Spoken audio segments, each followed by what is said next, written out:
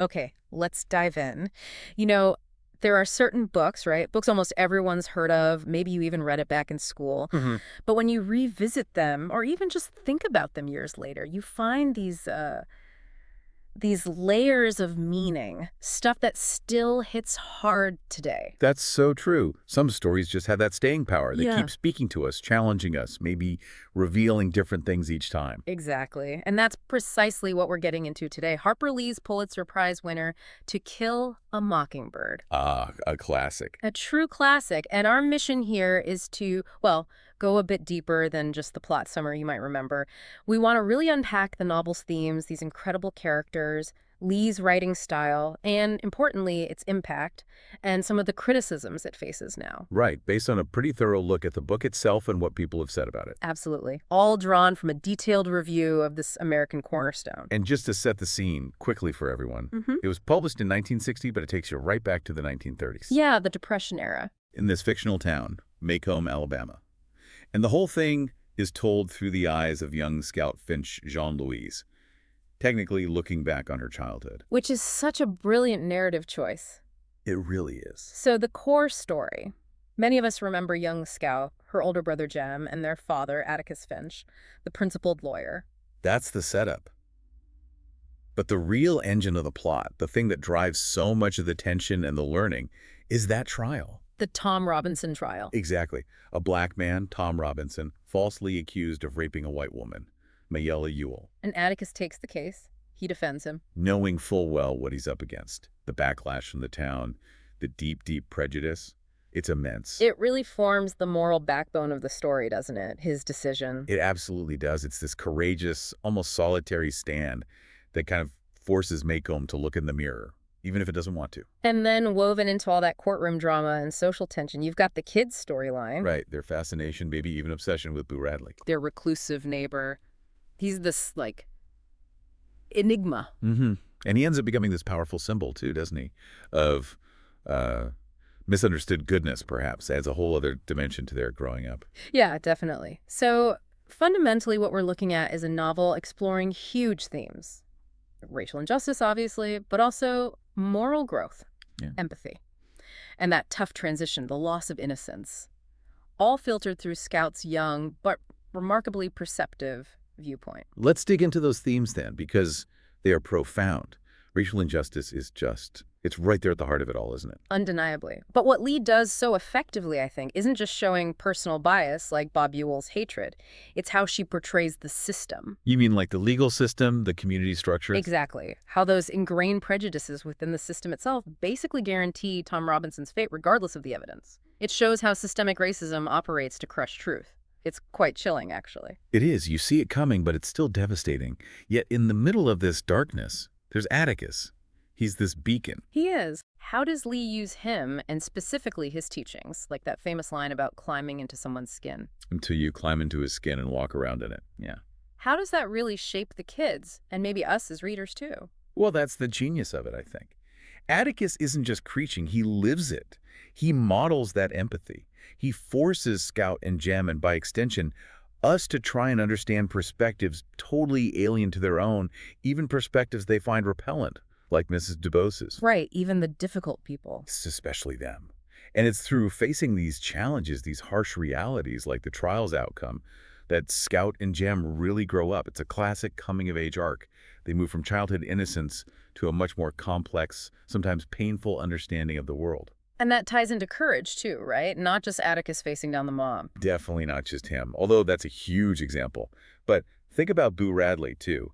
His courage is different. Quiet, hidden, but it's profound in its own way, stepping out of his isolation when it matters most. It's about integrity in the face of different kinds of adversity.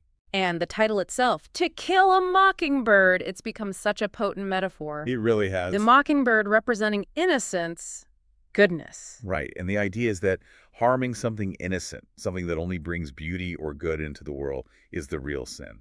Lee shows that this killing isn't always literal violence, though. No, absolutely not. For someone like Tom Robinson, it's the system, the prejudice itself, that destroys his goodness, his life. It's a slower, more insidious kind of destruction. Which makes the symbolism resonate even more deeply. Now, these themes are carried by some truly unforgettable characters. They've become almost archetypal, haven't they? They really have. Let's talk about him. Atticus Finch, obviously. He's the moral hero, the symbol of quiet integrity and justice. Even people who oppose him often show a grudging respect. He stands firm. And Scout, our Yeah. narrator. She's just wonderful, curious, smart, tomboyish, incredibly brave in her own way. Hmm. And her perspective, that innocent honesty, it cuts through so much adult hypocrisy. It's Wow. brilliant. It is. And Jem, her older brother, you really see him mature, don't you? Grappling with the unfairness, struggling to make sense of the injustice he sees. It hits him hard. It really does. Then there's Tom Robinson. Tom. Yeah. He's a tragically the mockingbird incarnate. Decent man destroyed by pure prejudice. And Boo Radley. Arthur Radley. The enigma next door, who turns out to be the protector. His story is such a powerful lesson about judging others, about how wrong appearances can be. True goodness hiding where you least expect it. But it's not just about the heroes or the victims, is it? The antagonists, like Bob Ewell and his daughter Mayella, they're more than just villains. Oh, absolutely crucial. They represent that raw ignorance and hate, for sure.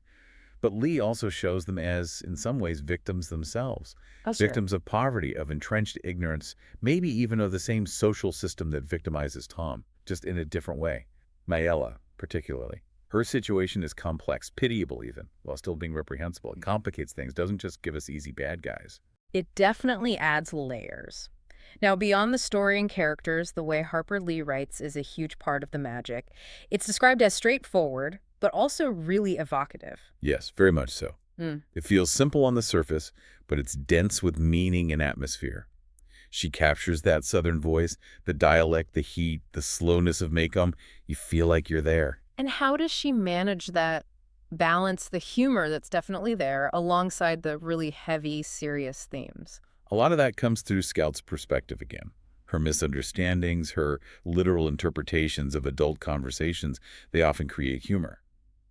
But that same innocent viewpoint then highlights the absurdity or the cruelty of the adult world without Lee needing to spell it out. It's very skillful. Makes sense. Plus, her use of symbolism is just woven in so naturally.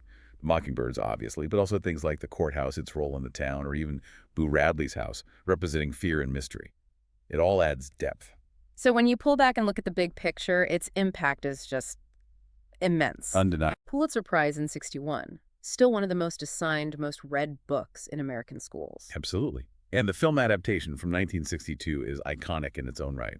Gregory Peck as Atticus. Unforgettable. And stage plays, too. Its real legacy, though, seems to be its power to spark conversations about race, about morality, about justice, generation after generation. It keeps prompting those discussions, which is remarkable. And that brings us naturally to some of the contemporary conversations surrounding the book, Yeah. because it's not without its critics today. Right. That's important to acknowledge. What are some of the main points raised? Well, our sources highlight a few key areas. Some modern readers find the portrayal of Atticus, while heroic, maybe a bit too idealistic. The term white savior sometimes comes up in discussions about his role. Okay, I see. That he's positioned as the sole moral force solving problems for Black characters. That's the critique, yes. Related to that is the point that characters like Calpurnia, the Finch's black housekeeper, and Tom Robinson himself, while sympathetic, are sometimes seen as, well, maybe underdeveloped compared to the white characters. Their perspectives aren't as central, perhaps. Exactly.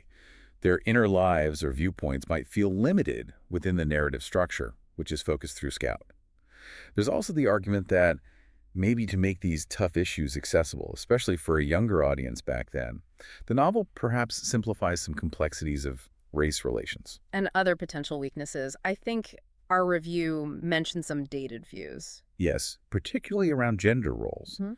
which reflect the time it was written and set in, but can feel jarring today. And just practically, for some readers, Scout's narration, with its southern idioms and child's perspective, can occasionally be a bit confusing if you're not familiar with that style. So those are valid points for discussion, part of how the book continues to be relevant and debated. Absolutely. And acknowledging those criticisms is part of understanding its place now. But despite them, To Kill a Mockingbird, it really stands as a landmark. It does. It forces you as a reader to confront injustice, to think hard about empathy, about what moral courage looks like. There's a sincerity to it, a power that hasn't really faded. No, it hasn't. Its core message about justice and understanding still feels incredibly urgent. It really does. So as we wrap up this deep dive, maybe something for all of us to think about is this. How do you, in your own life, in your own world, identify the mockingbirds? Hmm. The innocent, the good, the vulnerable. Yeah. And perhaps more importantly, what kind of courage might it take today to protect them when you encounter prejudice or misunderstanding? That's a powerful thought to leave on.